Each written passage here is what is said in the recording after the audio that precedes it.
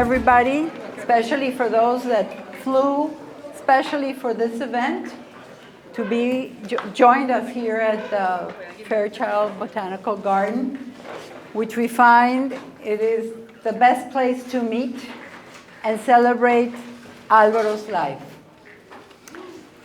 I want to thank everybody and the whole team of Fairchild who came together to help us set up everything as natural as they know how to do it, because this garden brings a lot of fulfillment in a moment like this.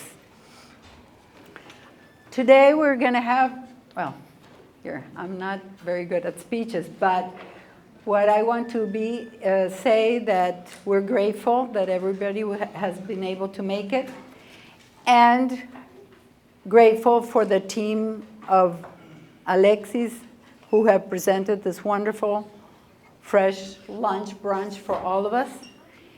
And the program is going to be a little different. We want all of you to have lunch and have more time to mingle and meet those people that you haven't met for a while. And after a while, we're going to start bringing on our, expressing our testimony of life, all the encounters each one of us had with Alvaro. They were joyful, they were intelligent, they were full of life, and that's what we want to present today. So it is a celebration of his life and everything we were able to share with him.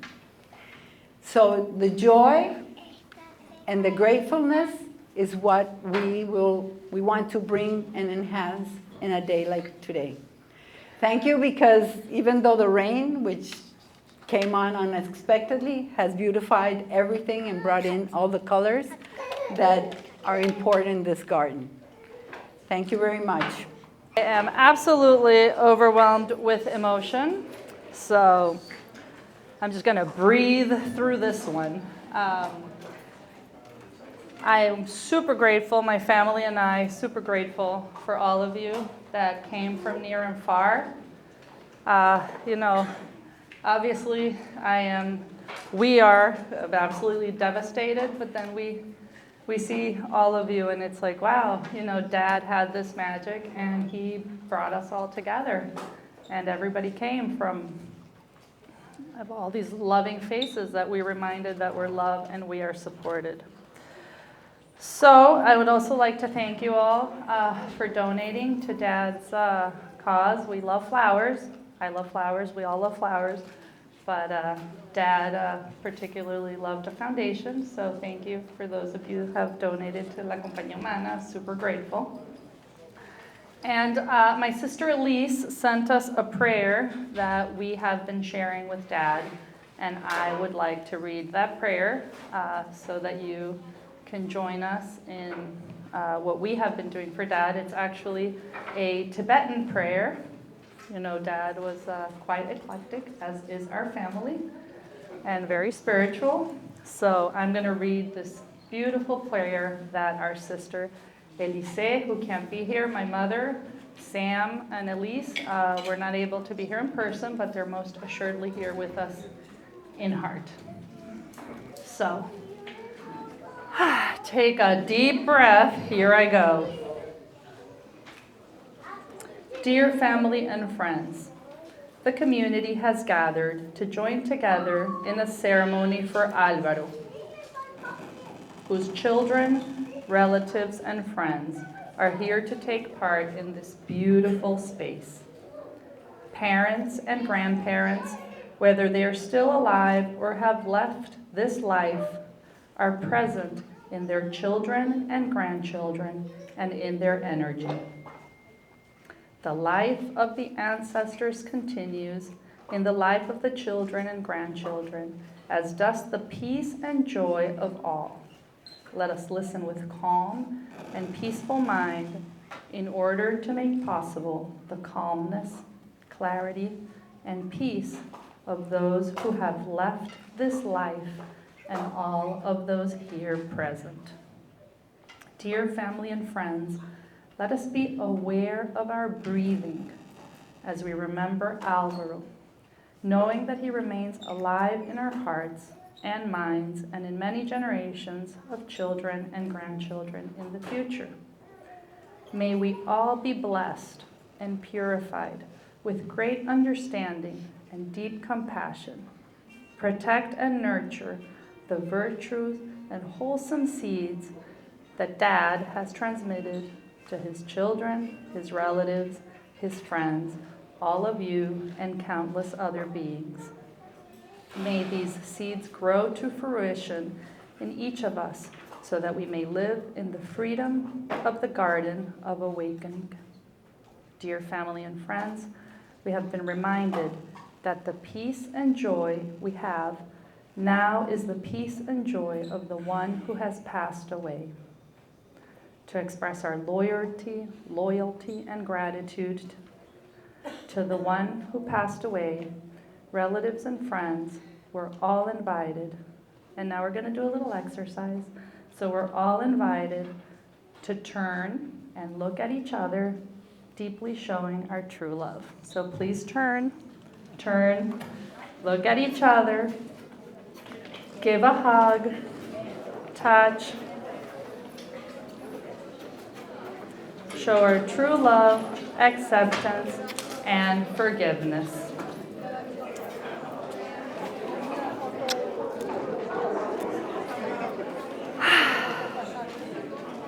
I don't see you touching each other.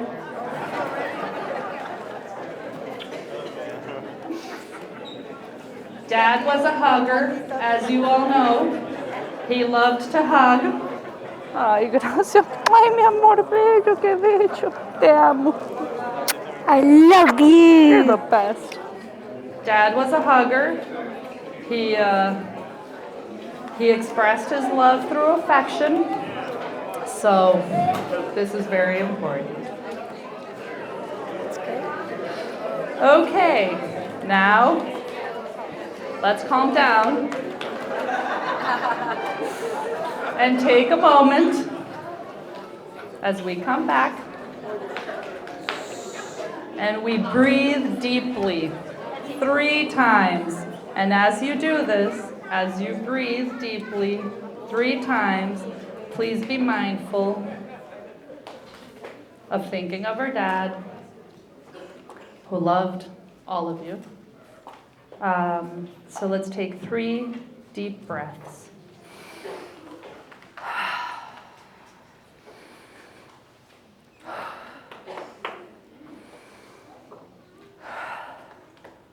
Yep. Your peace and joy are the basis for the peace and joy of future generations. And Dad, in his own very unique and special way,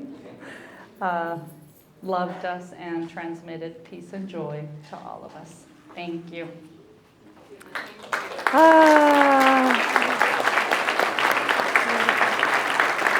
I have a message de mi tío Marcos que hago, le leo.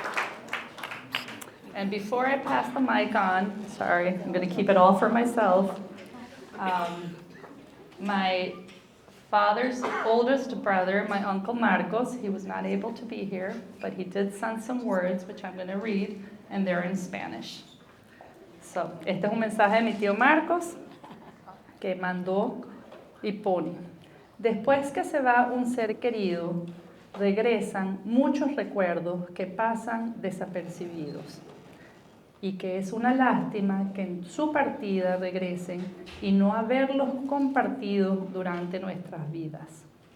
Recuerdo a mi hermano en su niñez, él tenía 3 o 4 años y yo tenía 11 o 12. Jugábamos, me lo sentaba en mis piernas y nos divertíamos mucho.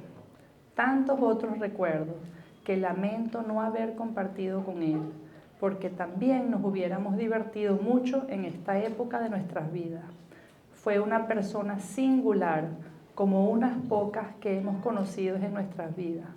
Él nos dejó su última lección porque su partida inesperada a todos nos ha hecho meditar, agradecer y valorar lo que somos.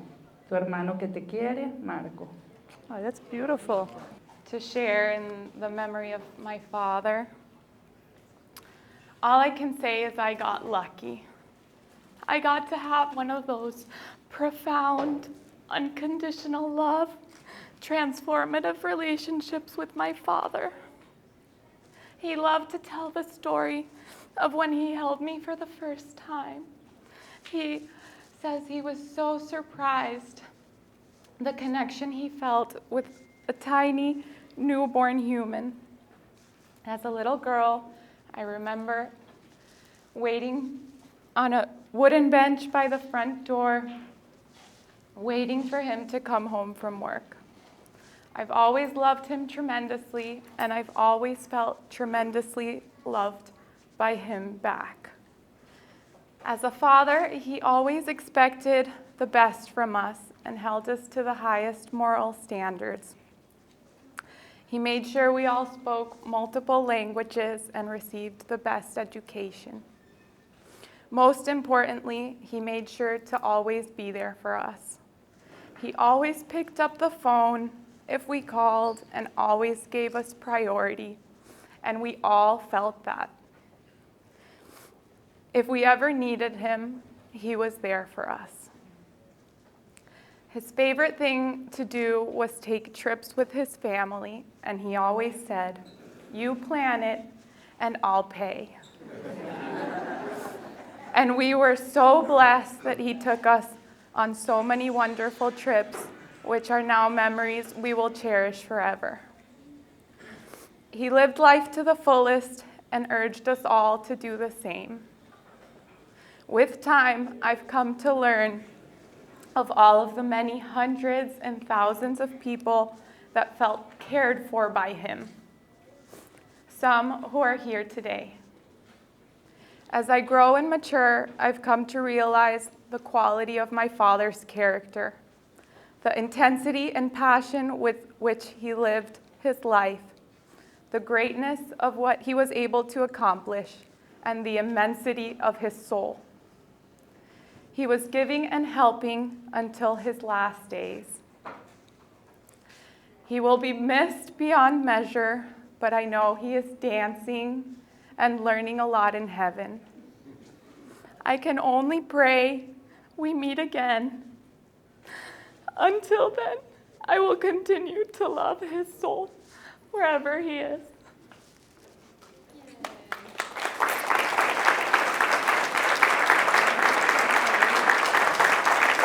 Very emotional to be here and very happy to see everybody here. Alvaro was a great student of life and a great teacher. Conversations with him were inspirational while being grounded in practicality. The scolding delivery of his message was part of his character and singularity, and while it did not sound and feel good, you knew underneath there was truth to what he was saying. He was right in his perceptions most all the time.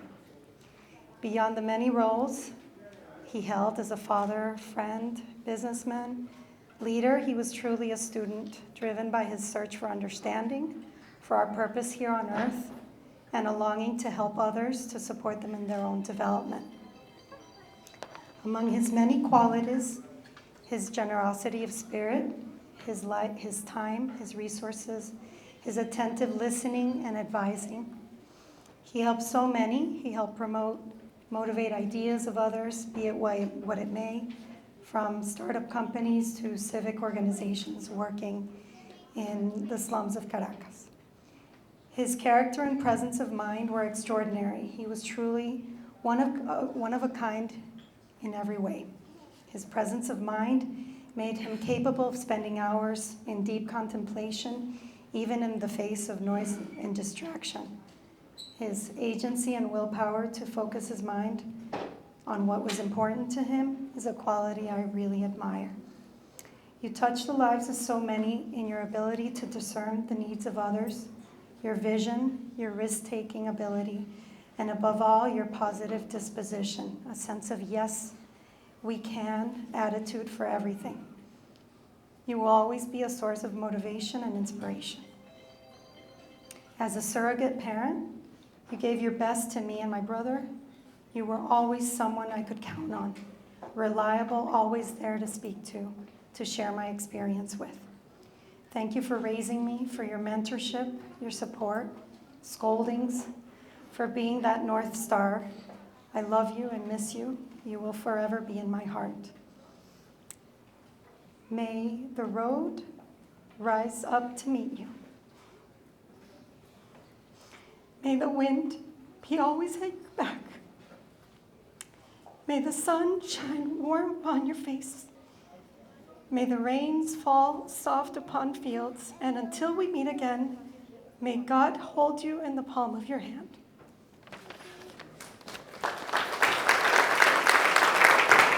Buenos días a todos y gracias por estar aquí. Hay seres humanos que nacen grandes, aunque estén chiquitos. Álvaro fue un hombre de un gran poder, independientemente de que él lo hubiera deseado o no.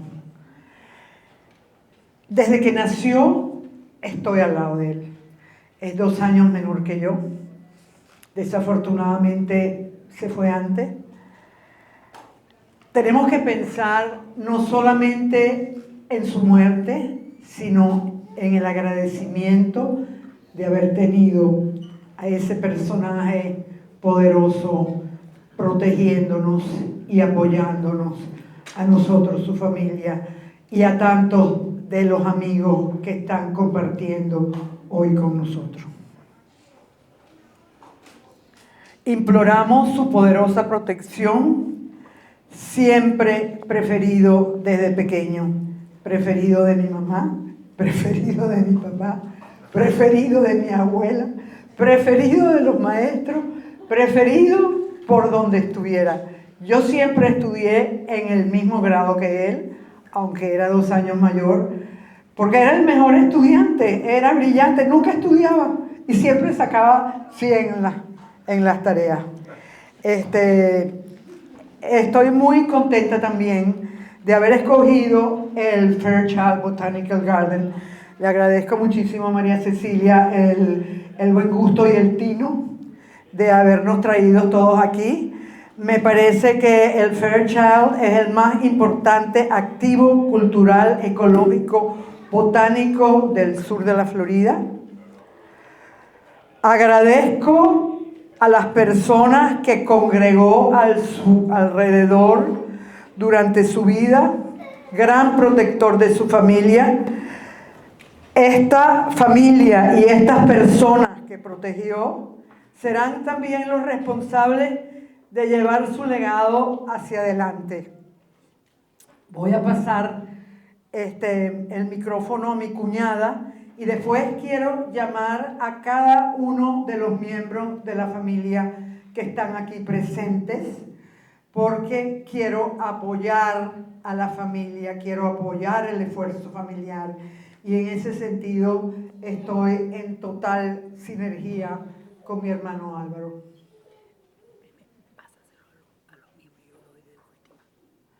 Entonces quiero empezar a llamar a la gente de la familia que está aquí con nosotros. Empiezo, no porque sean los más importantes, pero sí son los más cercanos. Empiezo por mis 2 hijos, Alexander y Ricardo.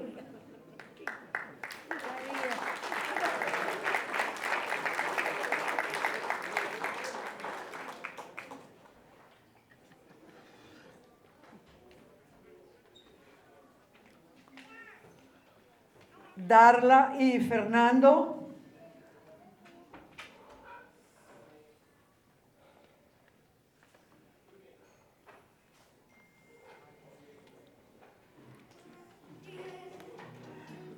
Verónica, Sar y Fe.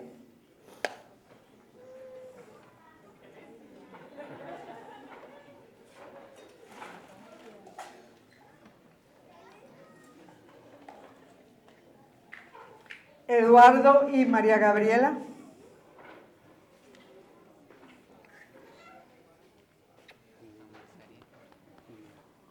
Gracias, primo. Samuel Sariquia. Samuel Maldonado, pero lo llamamos Samuel Sariquia porque tenemos otro Samuel que es Samuel Dewitz. que desafortunadamente no está con nosotros, pero que estoy seguro que le hubiese gustado estar con nosotros. Entonces, yo estoy en Rui Maldonado. Hijo de Alonso. Bueno, cantan todos los nietos. En representación de los hijos de Alonso y Lilian. Podemos llamar a algunos de los chiquitines como Gabriel, Ian, No me quiero sentar. Gracia, Sherita, Victoria, Sofía,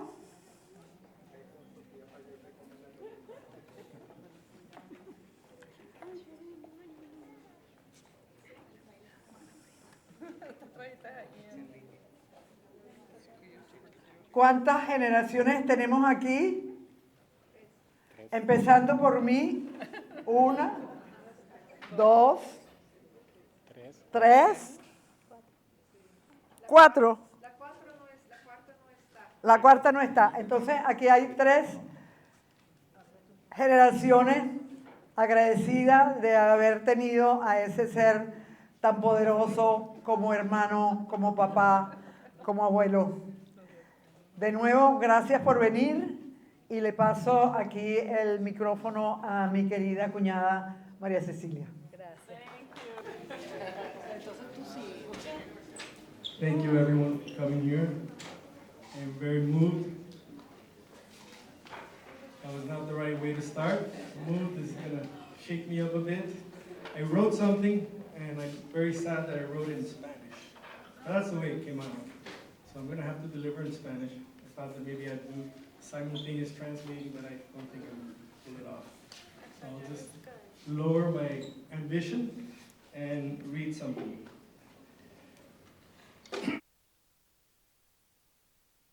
Extraordinariamente curioso, con insaciable deseo de entender. Su manera de comunicarse era haciendo preguntas agudas, se metía con todo el mundo. Podemos coincidir algunos con eso.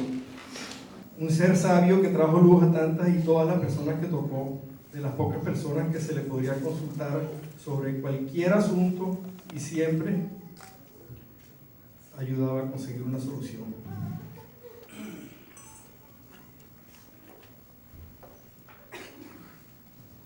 Él decía que las únicas limitaciones son las que nos imponemos nosotros mismos.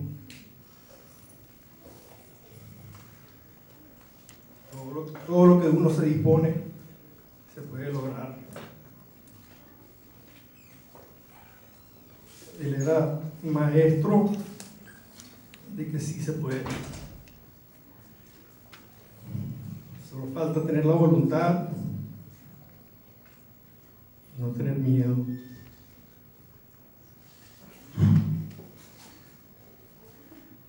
Un brequecito para respirar profundamente.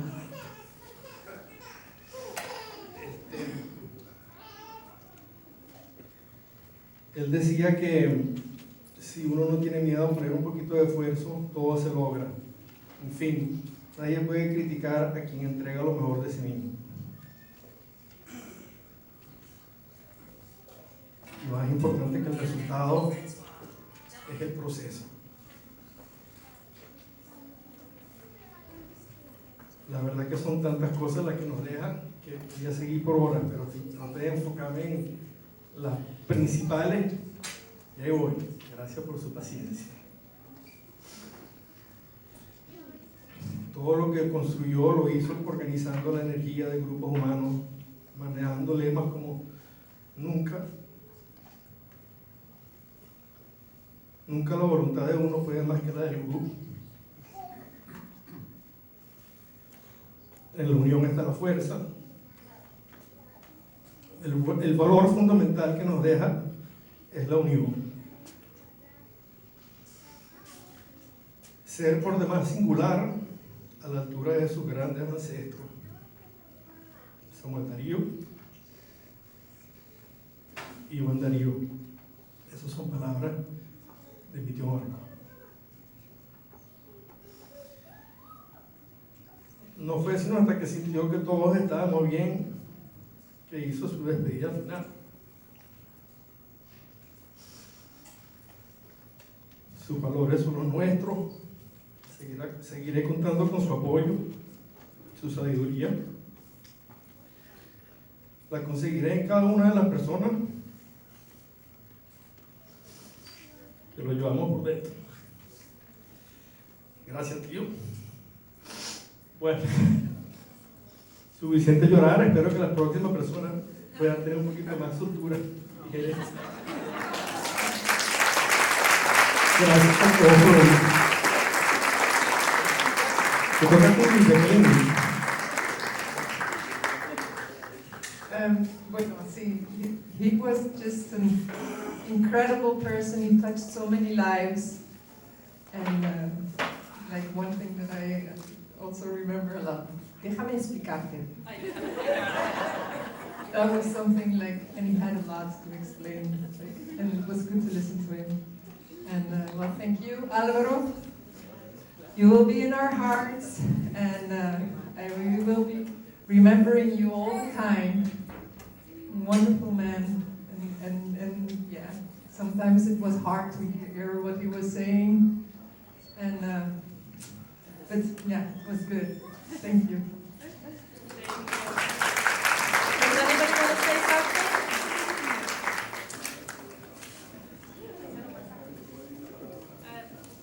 Well, thank you very much. I'm really happy to be here.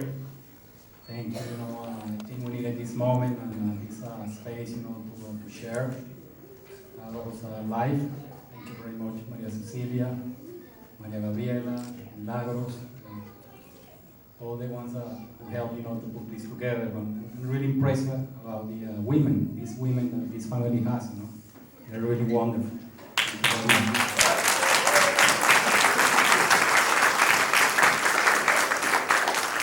I also did my words in Spanish because I think I can express my emotions better in Spanish. So here it goes. A few stories. Okay.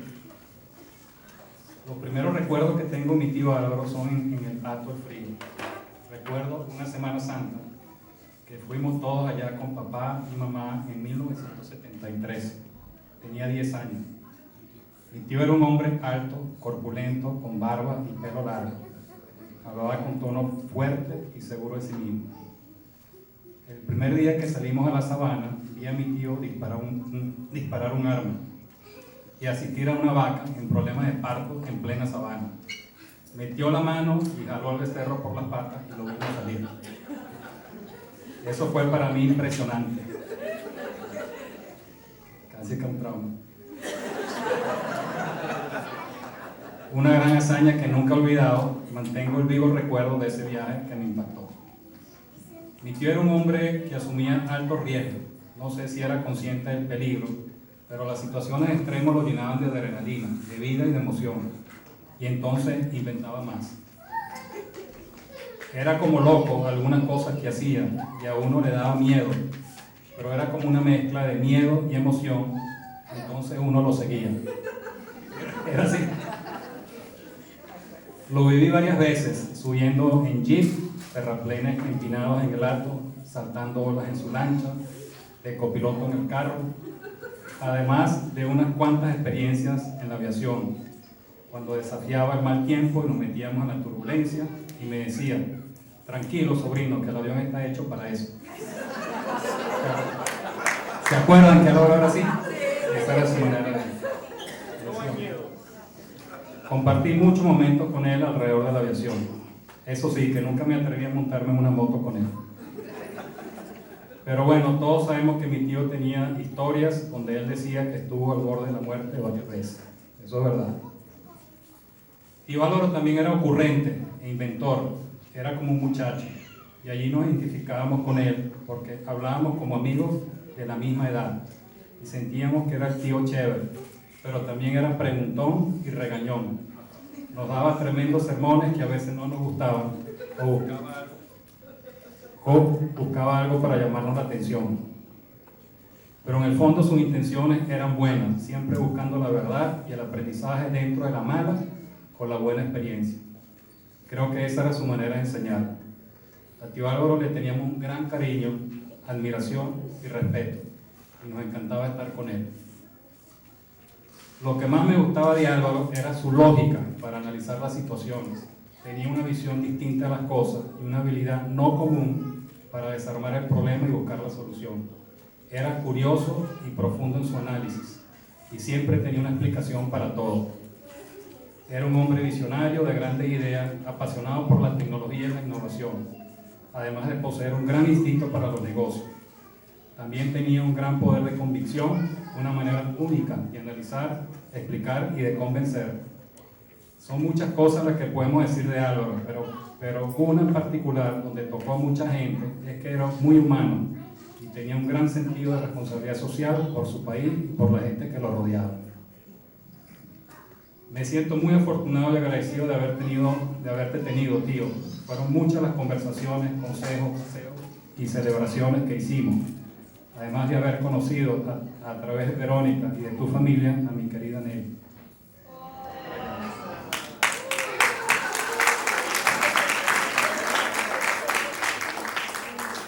Recuerdos y aprendizajes que siempre llevaré conmigo en mi mente y en mi corazón.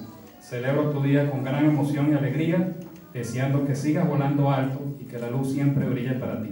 Te quiero, Dios te bendiga.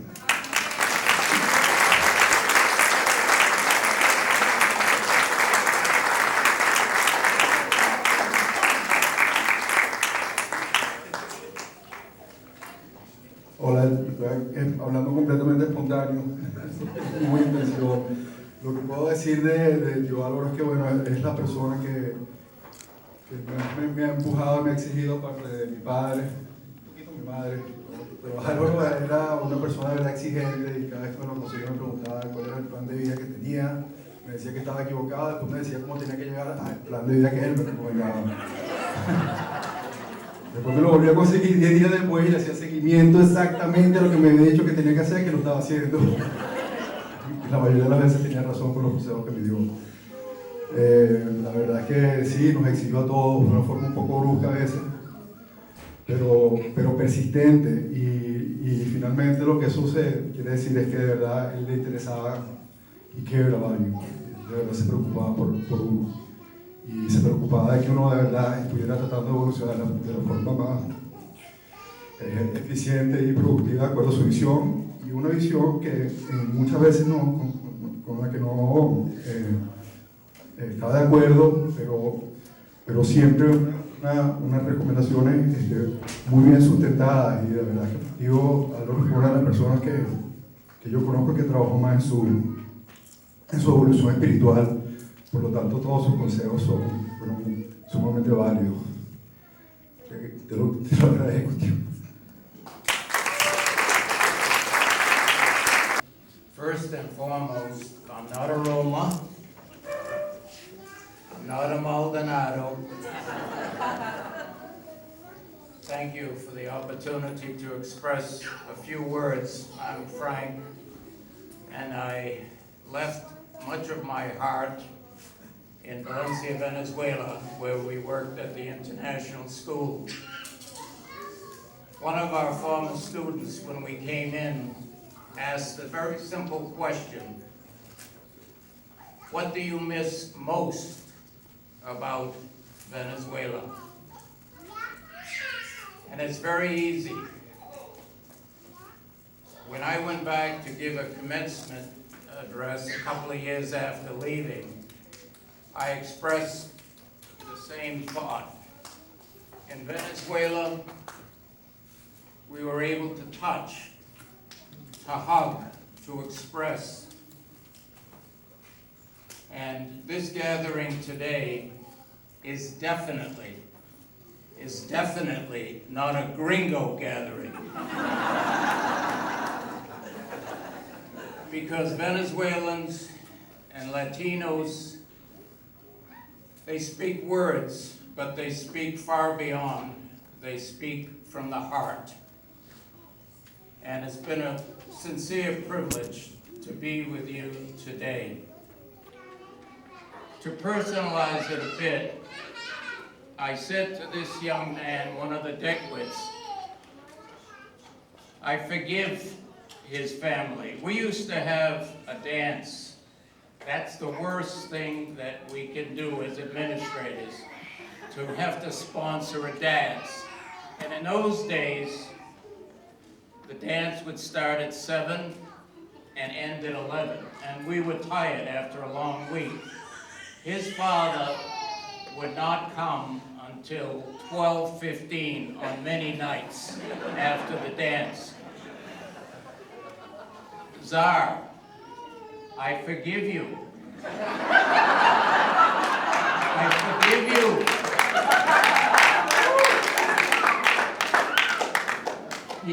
I said to him, what do you remember about me? He says, I remember being in your office. Not once, not twice, many times, many times. What do I forgive him for? In the 3rd grade, he put gum in the little girl in front of him. I forgive you, sir. As we age a bit, and if I was back in the school, I'd say to those parents, take those kids out of here. Just kidding. But as we get older, we have the opportunity on occasions to speak at funerals, and this is not a funeral, this is a celebration. But when I would give a eulogy, I would usually incorporate certainly personal sentiments, but I would incorporate always 2 things. We are, as humans, genetically, the color of our skin, our eyes, our height, but far more important, we are whom we are because the people that we have encountered. When we first came in, they brought us over to the ashes, and I heard people saying, Alvaro was, marvelous man was. Nay, nay, nay. He is. He lives within us. And the goodness that he has given to so many people, the blending of the Roma family, the Maldonado family, and all of the friendships. Most of you, I don't know that well, but we became friends instantly. That's the Latin way. That's the kind way. And this is what we've experienced today. One last moment. Many years ago, I had several of these caps made. Not surprising. When I travel, the first time when a person says it, invariably they say, oh, you're from Colombia. No, no, no. Close, close. There was someone in the hotel today. She said, Uruguay. No, no. Cold. Venezuela. And there are only 7 stars on this, and it will always be 7 stars.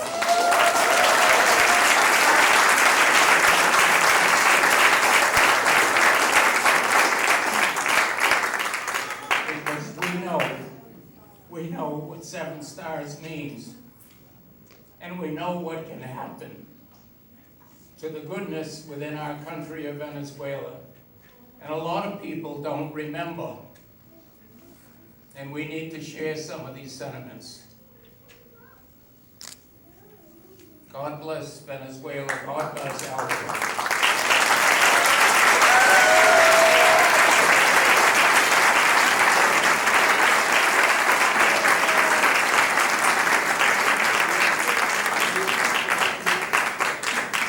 A mí no me gusta hablar mucho en público, pero quiero darle las gracias a toda su familia Maldonado. Yo he estado un poquito afuera porque he vivido fuera toda mi vida y dejé Venezuela a los 2 años. pero quiero darle las gracias a ti y a Álvaro especialmente porque él volvió a reunir la familia y eso no lo olvidar.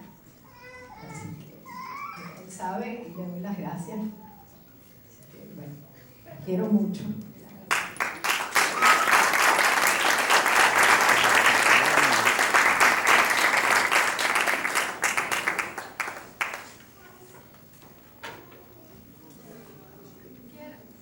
Well, I regret that I wrote my words in Spanish without the translation. I'm going to do my best to read my words slowly so most of you, of course, the ones that speak Spanish will understand what I'm going to say. Those who hardly understand maybe we have a better chance.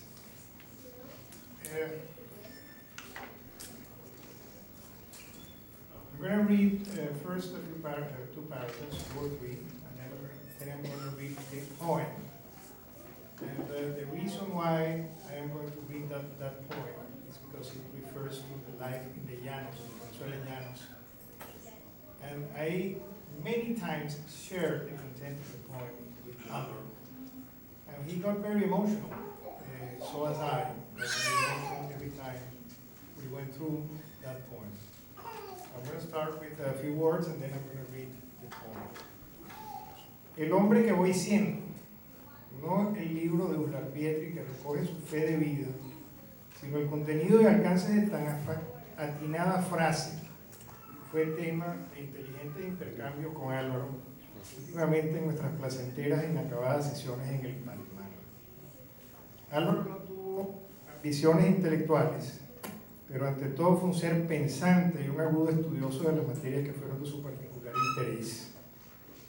Nuestro repertorio incluyó la genética y nutrición animal, persistentes en todo lo relativo a la actividad ganadera en sentido amplio, la economía aplicada y las finanzas corporativas, los toros de lidia y caballos de rejoneo, la filosofía y la espiritualidad, la arquitectura en sus diversas revelaciones y funcionalidad, la aviación general, que fue pasión igualmente compartida, así como la permanente expansión del conocimiento humano en términos del padre Teilhard de Chardin, entre otras cuestiones.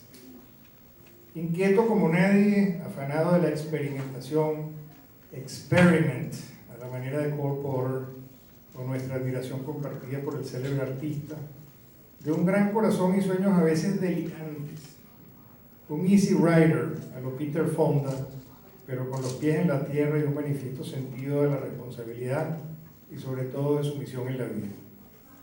Sobresalía en su natural generosidad y trascendentes aspiraciones, también el genuino deseo de compartir conocimientos y experiencias con su familia, amigos y cercanos colaboradores. Fue pródigo al narrar historias vividas, no enteramente exentas de fábulas o de aquello que hubiese anhelado una inclinación connatural entre los más longevos, como me dijo alguna vez. Los recuerdos me agobian. La nuestra fue siempre entrañable amistad que nos dispensó vivencias inolvidables en muchos planos de actividad. En Previsor y los Andes, en Invega y Ugave, en Well-Meaning, en viajes por los caminos de América, Europa y el Medio Oriente, en Nueva York cuando ejercí funciones en el Servicio Exterior de la República, en los gremios ganaderos y empresarios de Venezuela, en la política con P mayúscula. Fue una preocupación hasta el último día de su vida, estuvo pendiente de Venezuela y de cómo podíamos nosotros contribuir a salir del atolladero histórico en que hemos caído como nación. En cuanto tiene que ver con el medio ambiente y su conservación, en fin, y por encima de todo, nuestra vida familiar, que siempre fue exultante y esperanzador. Pero más allá de tan variadas motivaciones, mis recuerdos de Álvaro me llevan inexorablemente a evocar la sabana apureña y barinesa, su entorno natural y humano inherente a nuestra estimulante y perdurable afinidad. De lo vivido pudiera relatar innumerables episodios. Solo recordaré en este mágico entorno, no olvidemos que la jardinería fue uno de sus más cultivados afanes.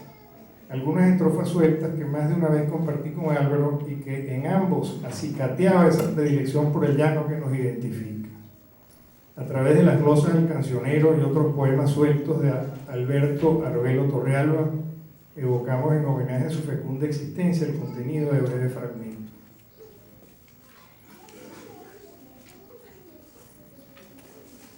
Ah, caramba, compañero, no lo puedo remediar que acabe diciendo en verso lo que empecé a conversar.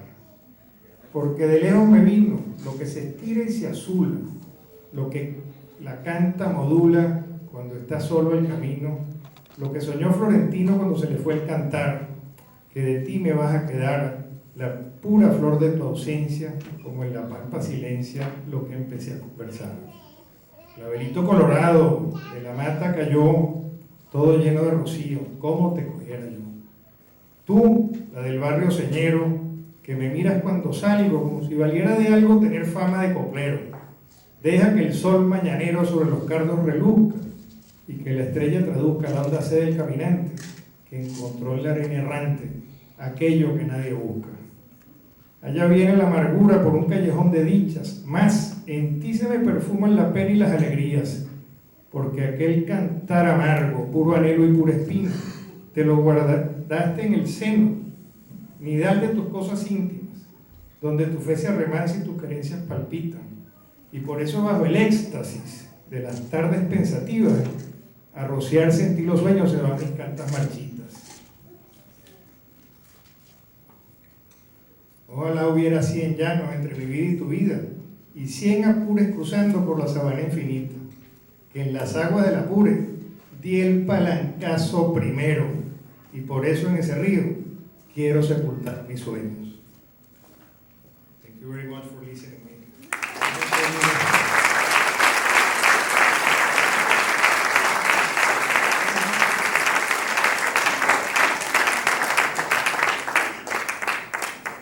Hello everybody, I don't like to speak like this, but I'll try.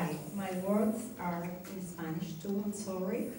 But I can say, for those who don't know me, I'm Nelly Maldonado. And now you're going to listen about it. Mi relación más larga con los Maldonados no es con Fernando. Conocí a Verónica cuando tenía 10 u 11 años. Y allí comenzó una relación con su familia que yo no sabía que era para toda la vida. Álvaro lo supo inmediatamente. Esta amistad es para largo, me decía.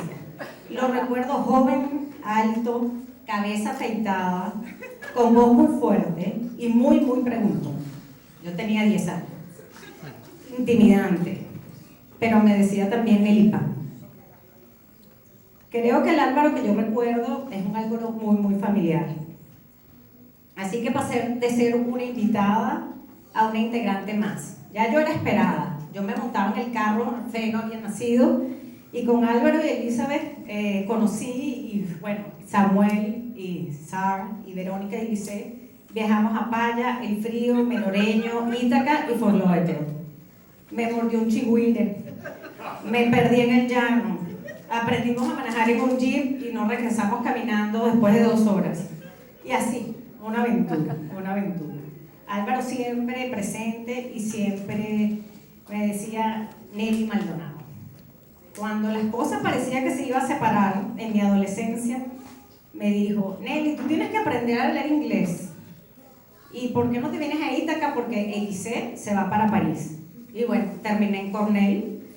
Creo que Álvaro mandó más gente a ese ITP que más nadie. El Intensive English Program sent him a thank you note. Luego Verónica se fue a Japón, pero sin embargo el destino continuaba. No me podía separar de esta familia. Y Verónica y el destino se encargaron de que empezara a salir con Fernando. Sí, ella intentó que saliera con Ricardo Iván y con Alexander, con Alonso, pero no funcionó. No funcionó. No era su tipo. Mi matrimonio fue un acontecimiento muy feliz para la familia, sobre todo el civil. Estaba Iván Darío, que Marta sabe que le tomaron una foto bellísima, y había 6 consuegros. Estaba mi papá, mi mamá, Marcos, Lucila y Álvaro y Elizabeth, por supuesto. Una verdadera celebración. Con su generosidad me regaló un ramo de flores bellísimo que estaba en la entrada de mi casa el día de mi matrimonio civil. Siempre lo recuerdo. Yo creo que hasta ahí él llegó y dijo, bueno, Nelly Maldonado, ¿qué más puedo pedir? Me contaba historias de mi bisabuela que también sabía, o algunos no saben, mi nombre es Nelly Domínguez. Y él le decía a Fernando, si salió como la bisabuela, ponla a trabajar. La última vez que vi a Álvaro, lamentablemente, yo tenía COVID, pero ese día no lo sabía, y así que conversé un poquito con él. Estaba sentado, yo le decía, en su nuevo imperio, la Casa de la Romana, un punto de encuentro como los de Álvaro. Es más, esto es una demostración. A Álvaro le gustaba la gente, le gustaba el bululú, o sea, esto es como es Álvaro.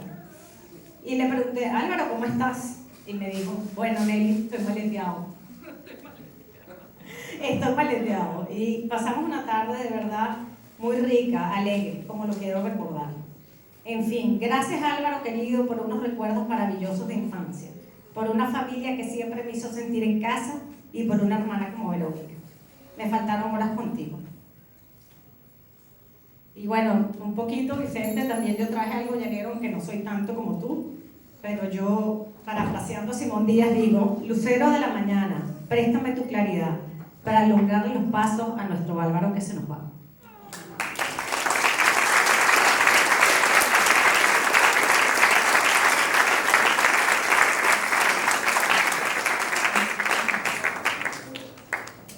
Bueno, después de todas las palabras de todos los hijos de Fernando, de Milagro, de todos los que han hablado aquí, que han coincidido desde Sar y Fernando, y dieron el mismo discurso. Ustedes no se fijaron. Exactamente el mismo discurso. Esa persona era Álvaro, que nos sometía, que nos hacía llorar, pero quedaba en el tino siempre. Él tenía razón siempre. Y así lo vamos a recordar. Vicente se agarraba por las greñas con Álvaro, pero terminaba adorándolo. Y después me llamaba y me decía, tienes razón, Álvaro. ¿Cómo no vamos a hacer lo que él dice? Siempre fue un gran guía, siempre. No era fácil, pero siempre lo queríamos tener al lado nuestro. Se me va un hermano que nunca tuve, una querida persona como pocas. Gracias.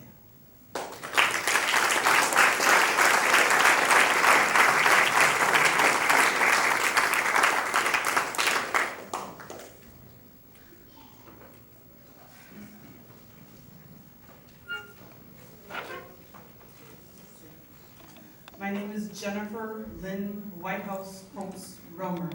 That's what Alvaro would call me when he'd answer the phone.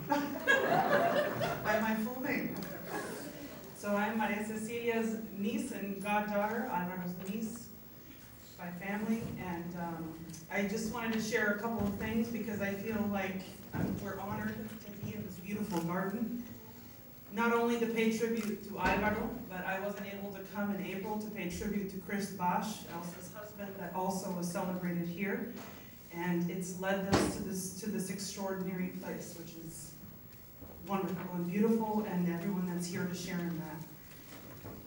When I got the call from Maria Cecilia the day of his accident, I will say this. Alvaro taught us many lessons, and there were words and themes in all of his lessons, lectures, dissertations, whatever you want to call them. And I just thought, cause and effect. We all know that, right? Cause and effect led us to here. And what I will say is this, is that Alvaro lived an extraordinary life with lots of opportunities, and he was able to make an impact on many, many people. And I remember being in this same position as all of his children and Maria Cecilia and family members giving the eulogy for my father 8 years ago in the summer. And Alvaro wrote a letter. And that letter was not only extremely heartfelt, but I borrowed his words to get me through that eulogy. Alvaro just had a way with being precise in his message. And whether you wanted to hear it or whether you didn't. I borrowed his words, it got me through that eulogy, and I will never forget just that tenderness, because I know he was going through his own medical issues in Europe. From that moment of that phone call of Maria telling me of the accident, she needed help with what was happening and understanding what she needed to do next. And all I can say was a sheer miracle. The healthcare team, the team of nurses, everybody that was able to help him in that moment of crisis. And it was a sheer miracle that mentally he was, even though his body was struggling,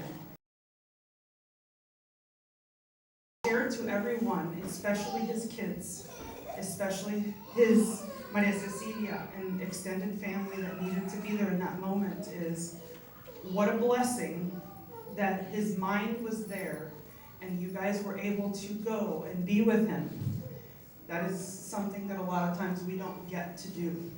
And good, bad, different, everyone got to have some semblance of closure and make peace and say how much you love him and let him go on to the next part of his journey. So for me, I felt very close to the family members and Maria Cecilia and especially Faith. I felt that my heart was very connected with Faye in those last moments. And I'll close like I did with my father's eulogy. I tried to close with words that he often would share with everyone. And I feel like I'm going to borrow Faye's words for a moment. I don't see where she is. But she said to me, Jennifer, my dad always said, with all of life's trials, tribulations, ups, downs, twists, and turns, life is perfect. That's it.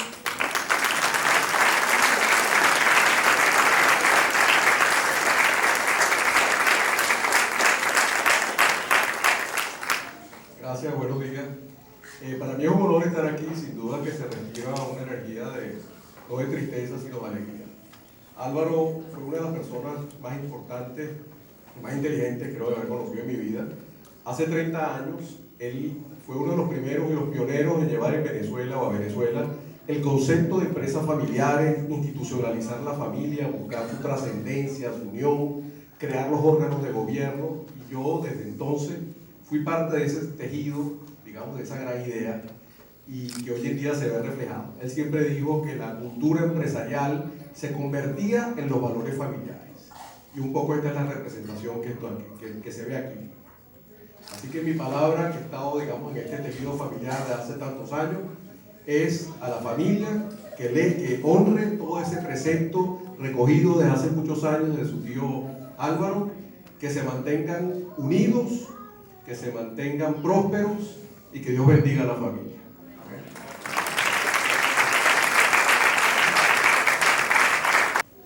I think it's pretty obvious I'm not a Maldonado, but I'm practically a Maldonado. Before I start, I want to say, Fernando, you did not have a chance. I was at Ithaca with Nellie and all. We would talk about you, conspire. You had no chance. I'm Tiffany. I'm good friends with Pharaoh and Elise and Faye and Czar and Sam and Nellie.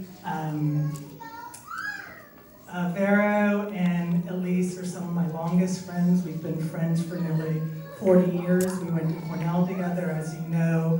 Alvaro had a deep place for Cornell in his heart. I actually flew here from Ithaca, and I just had wanted to stand up and thank him for the children that he brought into this world, because they mean so much to me. And I don't know where Czar is. Czar, where are you right now? I've known Czar since he was a little boy. I met Faye when she was 11 months old. I was at her first birthday party in Valencia.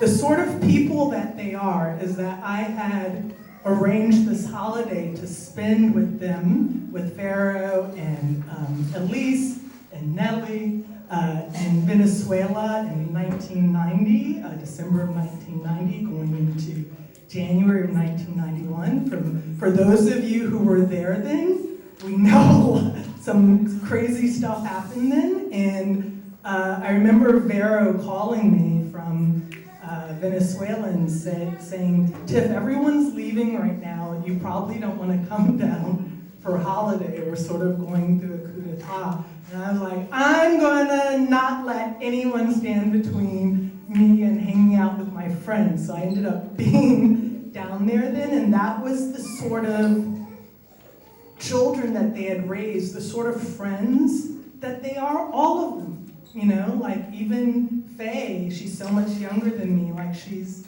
such a little sister. Even the complexity of the relationship, Czar, you had with your father, he created you, and you are an amazing man, and I'm grateful to him for that, the man that he raised with Samuel too. So I just want to stand up and just testify and express gratitude for the extended family that he helped to create that are now my sisters. Thank you.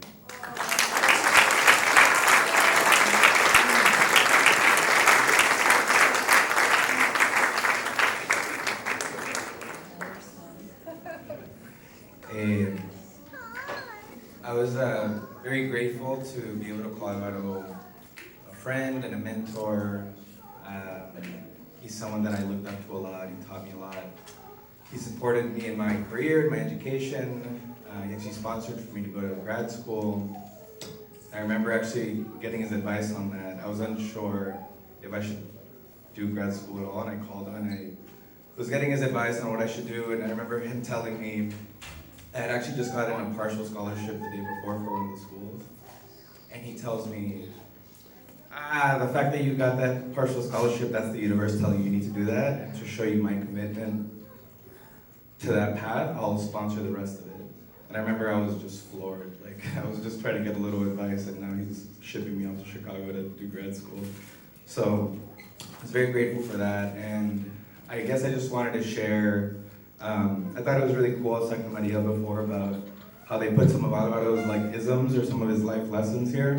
But there's one that I think that he told to a lot of people that wasn't reflected here, and it's just as crude as it is that, you know, to get whatever you want in life, you have to have big balls, and that's, you know, he told me that pretty much every day.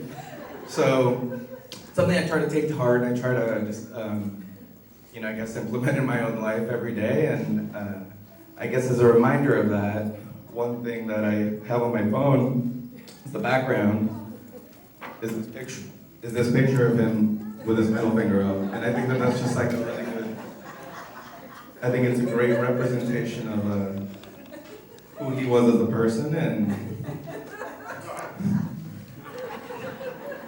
and yeah, you know, this is how I'll always remember him, and you know, I'm really grateful for having him in my life. Thank you.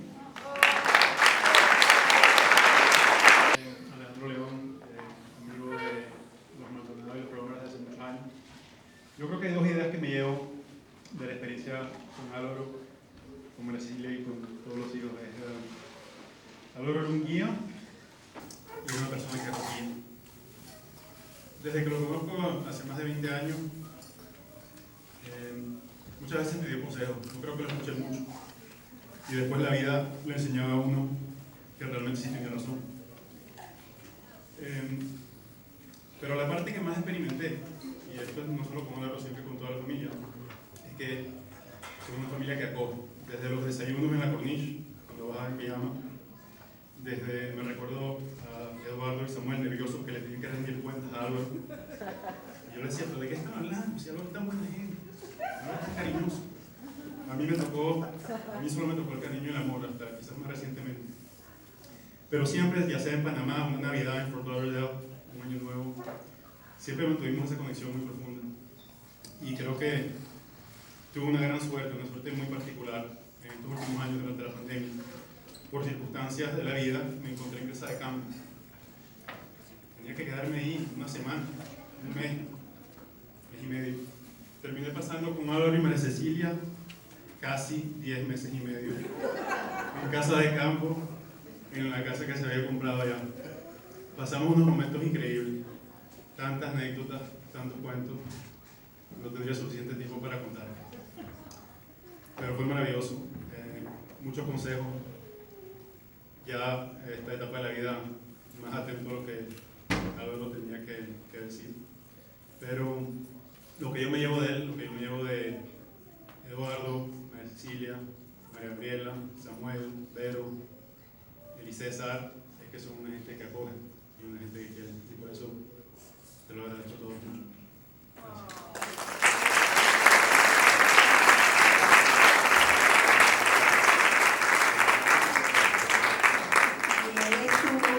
Y Andrés y Alejandro estuvieron el último sábado, estuvimos todos juntos.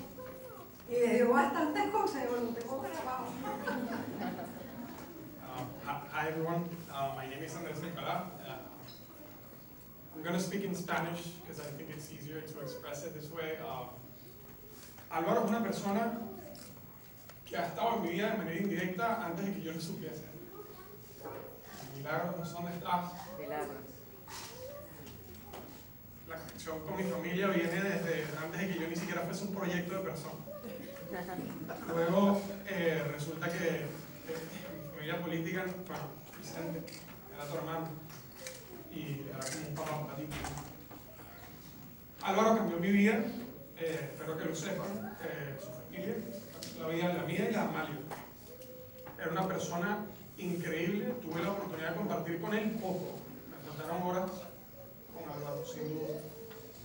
Ese sábado, cuando estuve con él, con Alejandro, como siempre, creo que era una persona que daba muchas lecciones. Espero poder cumplir los objetivos que nos planteó, los tenemos pendientes. Y aquí me robo una palabra de Emily, que es que Álvaro no pasó por nuestras vidas. O sea, cuando la gente dice que Álvaro pasó por nuestras vidas, están equivocados.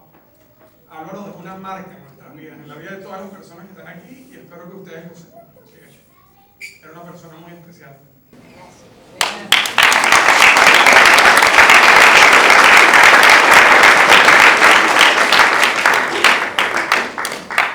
Álvaro le dijo a Andrés que él va a ser el próximo presidente de Venezuela.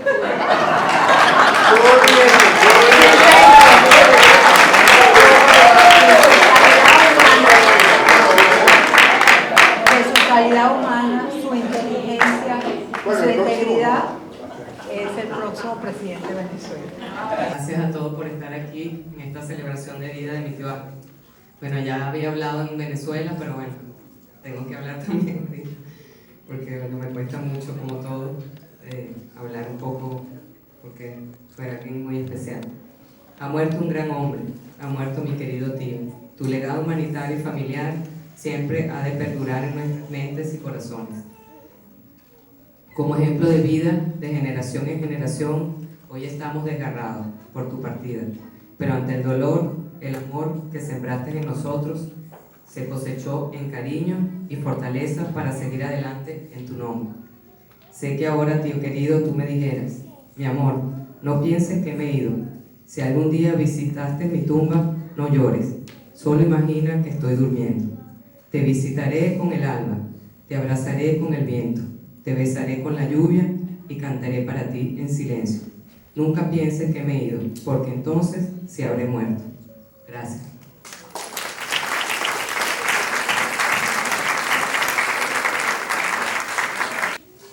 My name is Darren Spillman. I'm an old friend of Veronica. We go back to when Veronica first came to Japan in the late 1990s, and I was introduced to the Maldonado family, and I met Alvaro around that time. There's just so much to say about Alvaro.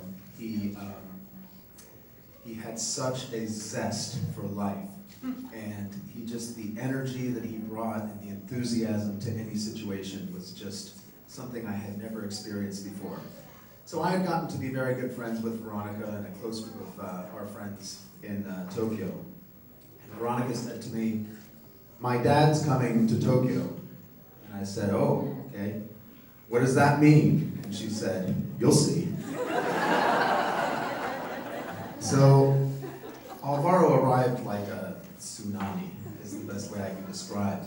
We rode bikes, we danced, we had conversations way too late in the evening. We ate too much, we drank too much. I remember the first time I went to a dance club with Alvaro. It was a club called Ring, it was a Japanese club. And it was a huge amphitheater, and it had this little balcony on the top, and on the balcony there were all these Japanese ladies who were dancing in these latest outfits. And we were just dancing, having a great time. Alvaro had come along with us. And at some point I said, Veronica, where's your dad?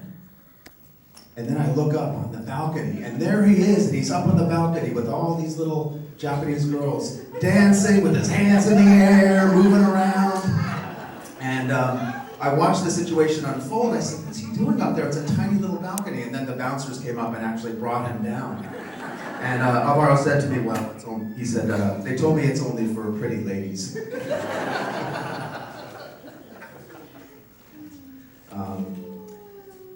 Alvaro played an outsized role in my life, and I wish that I could tell him today that I wish I had more time to say, that I appreciate the advice he gave me during certain times in life. I came and visited Venezuela a couple times when I was living in Europe, at Veronica's invite.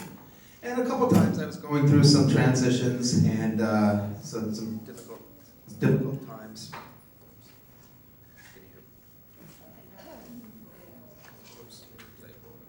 Did I turn this? Okay. Here we go.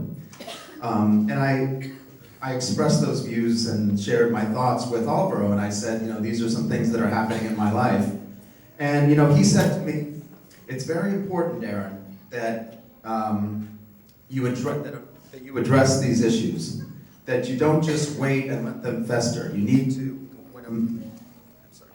Alvaro's told me, he said, in a man's life, there's 3 or 4 points where he feels that things are not right, and you have to make some decisions, and you have to think about that, identify those problems, figure out what they are, and develop a plan of action. And if you don't do that, things get much worse for you. And I took that advice from your dad, Vero, and he things turned out very well for me, and I really, really appreciate the wisdom that man had.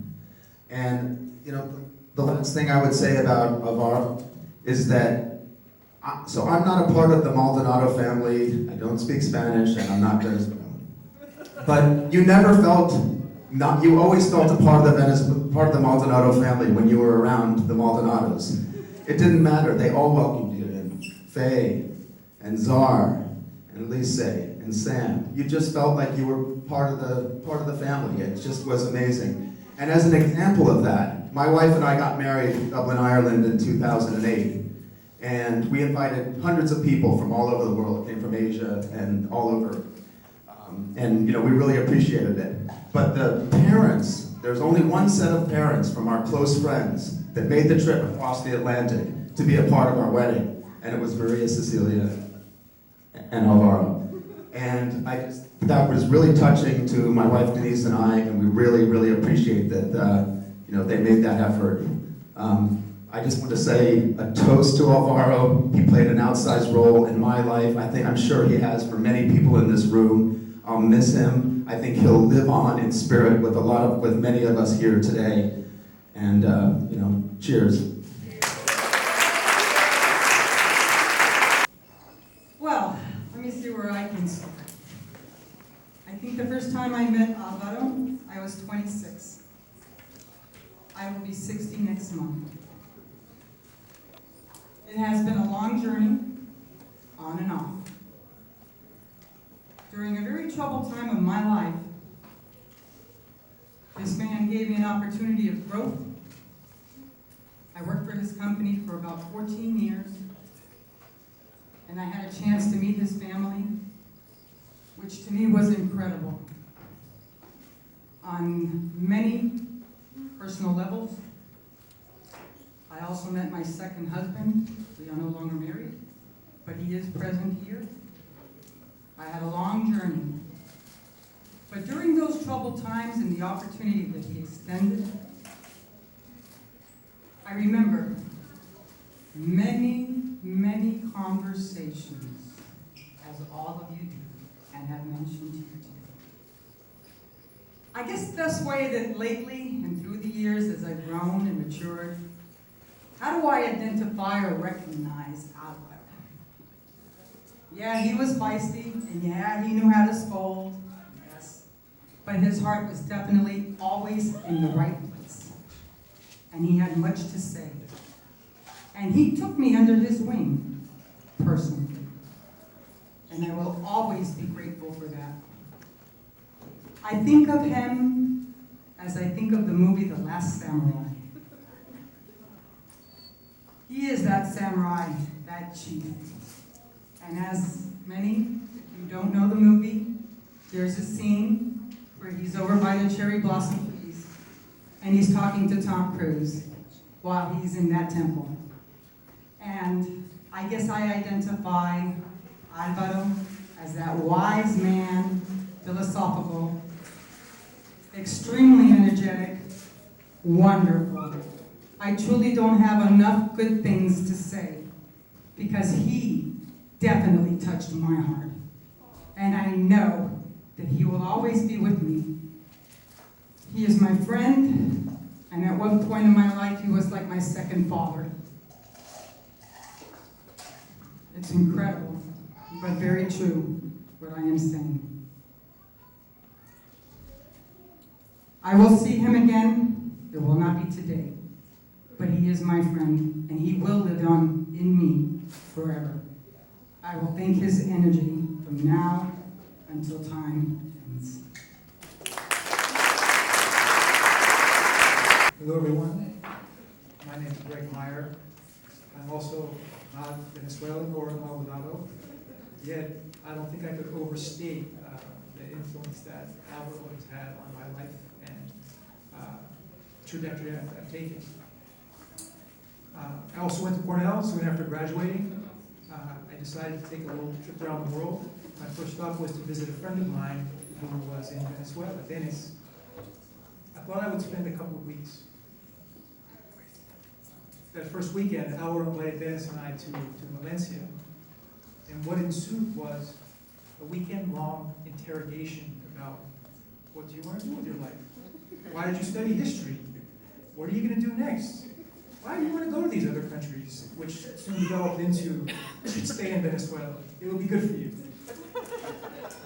The next week, he introduced me to his brother Marcos, who was running Banco Industrial, and I started working for Fernando.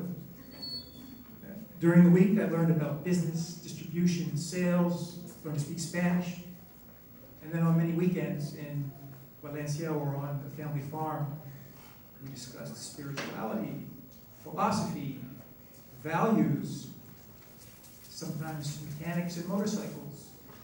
Sometimes there were dance sessions, Al Green and Barry White. As others have mentioned,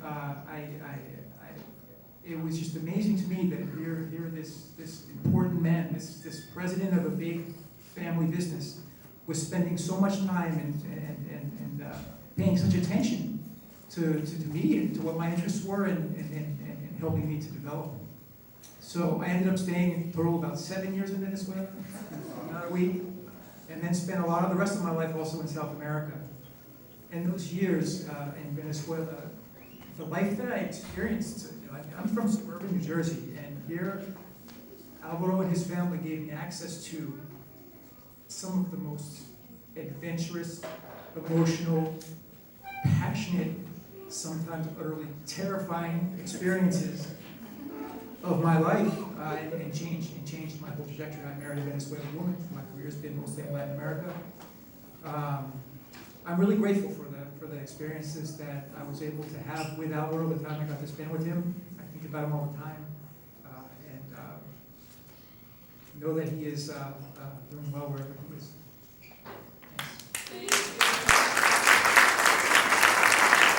Buenas tardes. Efectivamente, cada uno de nosotros, every and each one of us, had a special relation Álvaro, como dice Sara, individualmente cada uno tuvimos una relación diferente dependiendo de las circunstancias de vida. Algunos de nosotros no somos familiares de sangre, pero sí somos familiares de amor. Él se tomaba la molestia, y creo que todos están de acuerdo, en hacer muchas preguntas, como bien dicen, e indagar acerca de la vida, de las necesidades, de la forma de pensar de cada uno.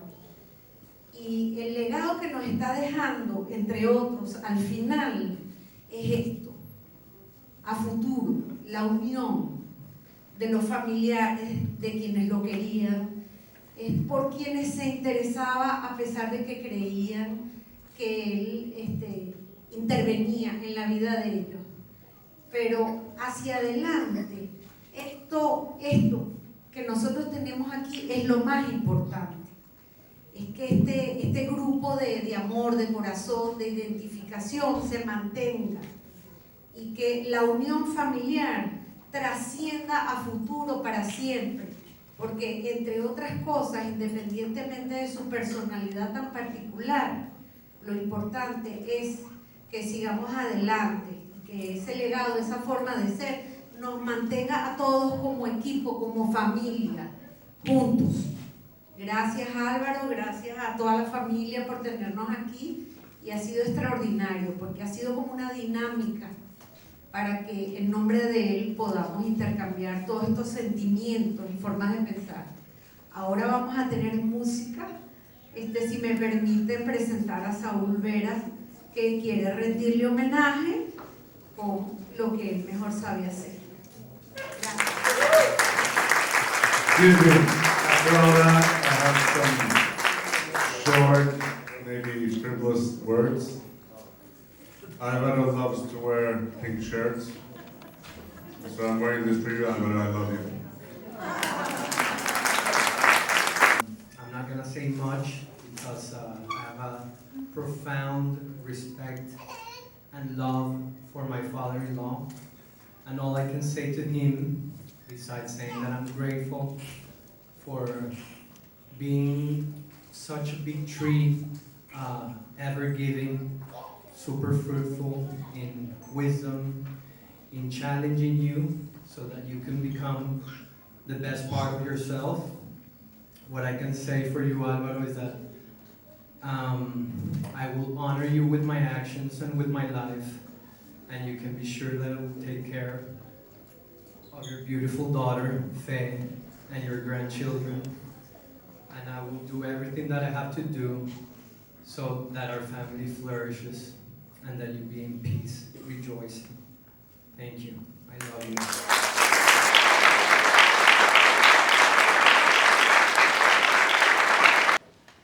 Gracias a la familia Maldonado por permitirme este privilegio de estar con ustedes este día en que estamos celebrando la vida de un gran hombre.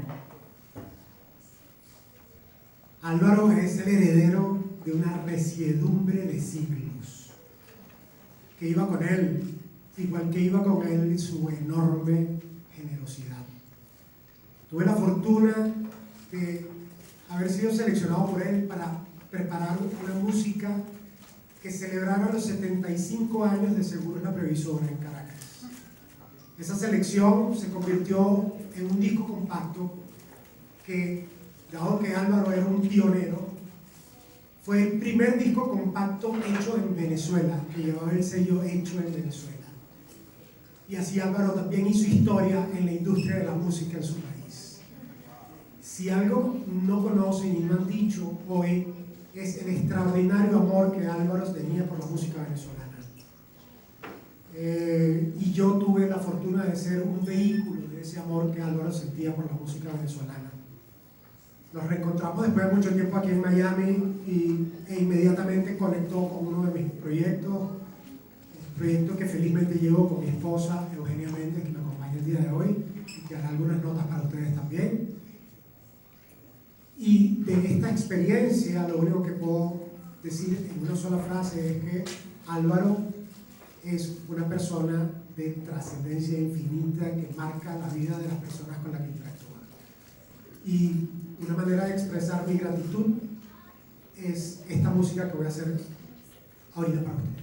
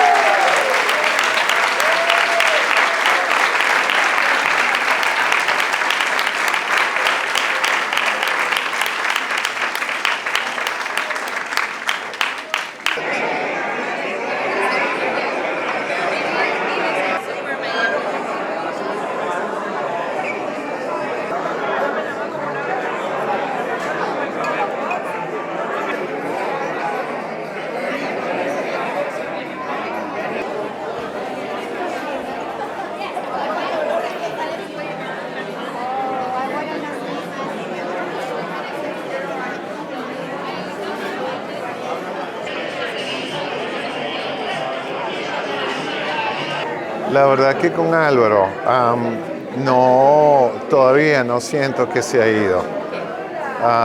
El jueves pasado precisamente estaba escuchando, yo tengo videos y grabaciones de nuestras conversaciones donde me dice que le estoy jurungando el alma, y son cosas son videos que menos mal que tuve la oportunidad de hacerlo, porque a través de esos videos y esas grabaciones todavía Álvaro me sigue enseñando cosas que no tienen valor. Y estoy súper agradecido de haberlo conocido y de tener este intercambio con él. Well, I want to thank the family for inviting us. I'm here with my wife and my daughter, and my wife's daughter, my daughter, and my Andrew, which is the husband. Thank you very much to the family for inviting us. Alvaro was a very special person for me, especially, and not only was a great friend. We used to talk almost weekly about everything, mostly about life and the meaning of life, but sometimes we would talk about business. And as you all know, he was an incredible businessman. He was actually my mentor. I'm here to kind of remember him. I'll never forget him. He has created a great void in my life because now I don't have anybody that guides me in the respects that I told you about. So again, thank you for the family for inviting us, and I'm here, and I wish that forever we continue that tradition of being a bigger family, a Venezuelan family here in the United States. So thank you again for the family. Estamos reunidos hoy para celebrar la vida fructífera de un gran hombre, Alvaro Maldonado. Tuve la fortuna de conocer a Álvaro y conocer su extraordinaria manera de construir vida. Un empresario con una visión extraordinaria, multicultural, un líder en sí mismo que sabía enseñar su propia vivencia y sabía guiar a su entorno. Bajo su influencia creamos muchas ideas interesantes. En mi caso concreto tuve la fortuna de, bajo su guía, hacer el primer disco compacto que lleva el sello Hecho en Venezuela. Se hizo en Venezuela cuando apenas el disco compacto en 1989 aparecía como tecnología. Y después, ya reubicado aquí en Miami, tuve la fortuna de tener su orientación y guía para hacer una escuela de música que está en aventura. Álvaro, un hombre extraordinario, un empresario con una visión clarísima de hacia dónde debería ir la actividad creativa. Fue un hombre que dejó huella y celebramos su vida fructífera. Bueno, estamos aquí para celebrar la vida de Álvaro, amigo entrañable. Él y yo fuimos muy cercanos, representantes de una tradición de familia que empezó a finales del siglo XIX entre nuestros dos abuelos.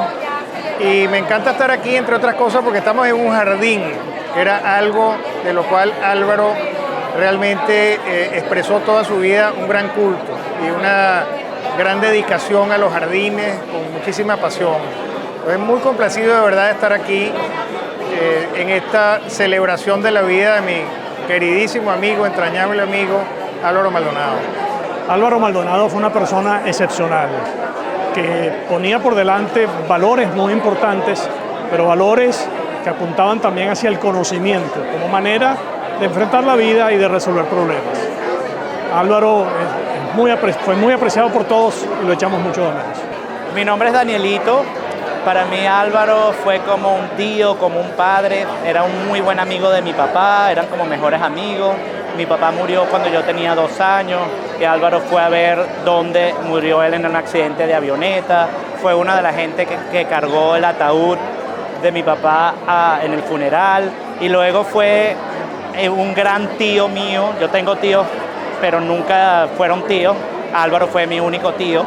Y yo estoy totalmente grateful, con muchísimas gracias de haber tenido a Álvaro en mi vida. Grateful to have had him. Ha sido un privilegio estar en su presencia y recibir todos sus consejos and advice. Y sí, yo quería muchísimo a Álvaro y fue una gran influencia. Los quiero mucho a todos. Bueno, muchísimas gracias por venir y por ser parte de este evento que ha sido tan difícil para todo el mundo. Álvaro, claro, le ha tocado los corazones a mucha gente, especialmente la familia y los amigos que ha conocido durante su experiencia en esta vida. Y bueno, estar aquí para celebrar su vida ha sido algo espectacular y estoy muy orgulloso de tener el papá que tengo y los quiero mucho a todos y eso es algo que nos ha enseñado toda la vida. Hay que querer y ser querido. Gracias. Bueno, papá, aquí te estamos recordando. Por vida te tendré en mis recuerdos y en mis adentros.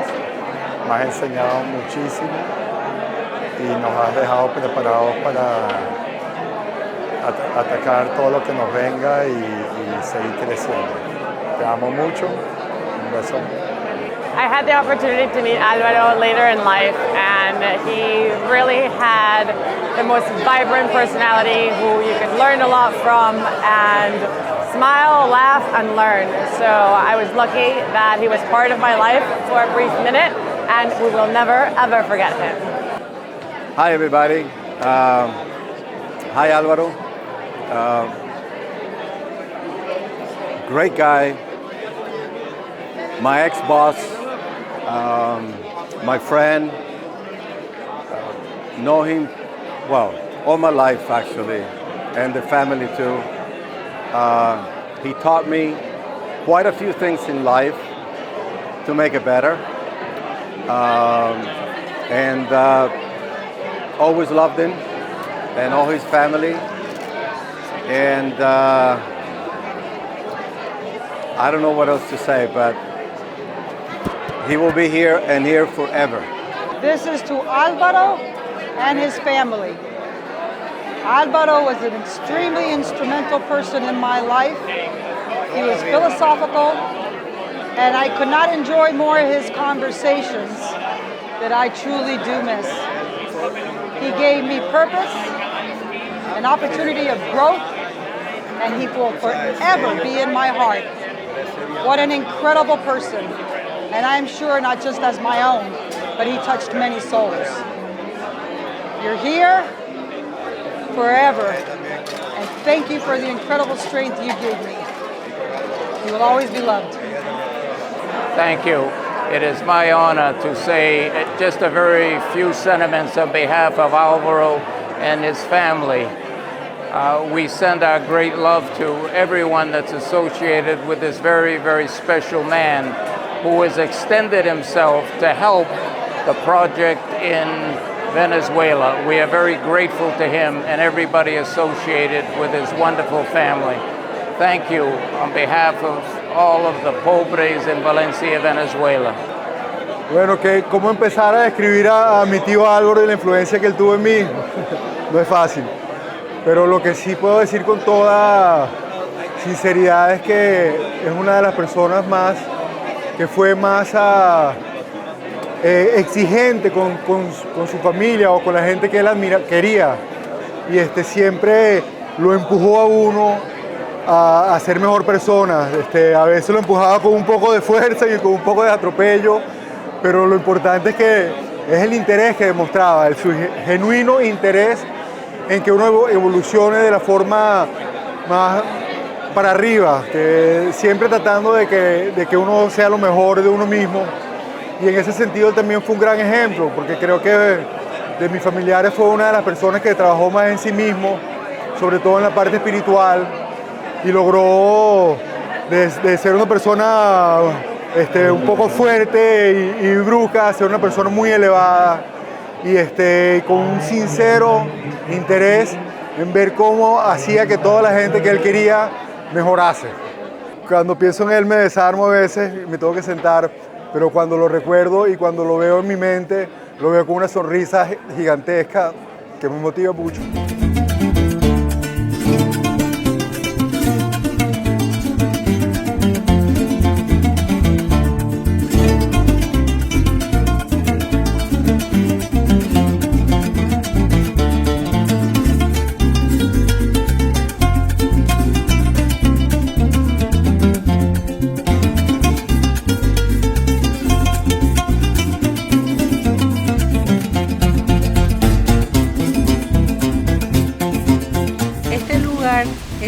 especial porque nos permite sentarnos, meditar y pensar en todos los cuentos, anécdotas, recomendaciones que Álvaro nos ofreció a través de nuestra vida. Además que es el camino hacia el árbol de vera, árbol venezolano que sembró, uno de los primeros que sembró el señor Fairchild en 1938, que me dijeron.